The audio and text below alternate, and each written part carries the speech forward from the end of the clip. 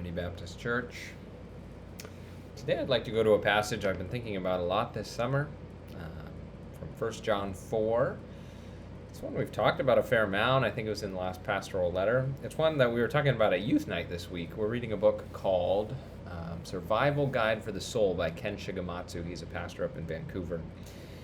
And he is talking about spiritual disciplines, but specifically he's talking about why we would want to have spiritual practices in a world that pushes us to achieve. And he says it's because God loves us, and because God loves us, we don't have to strive to achieve out of the fear that we won't measure up. Instead, these practices are ways of remembering throughout the day we are already loved of God, and that because of that we don't need to live out of fear. We can live out of joy and out of our own love for others, the love that God has given us. And with that in mind, he points us to 1 John 4, specifically verse 18, but I'm going to read 1 John 4, 17, 16 through 19.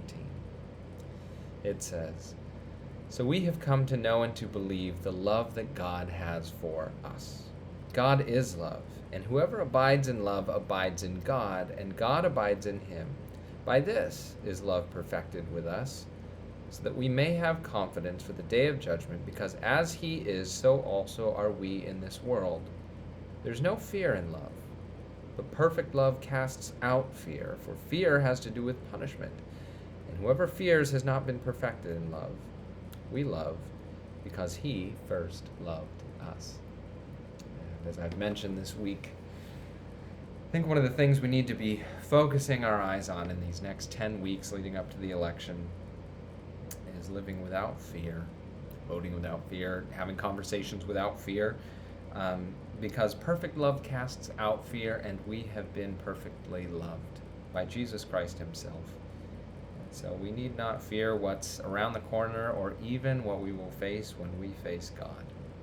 We know that we are loved. Long before we ever loved anyone or loved him, he loved us. And in that we find hope not only for fearlessness, but for a life of love. And that is something that we can pursue no matter how the large questions in our society get answered today and tomorrow and next month and the next month and the next month and the next month. We can be people who are fearless and full of love because of the way that God has first loved us.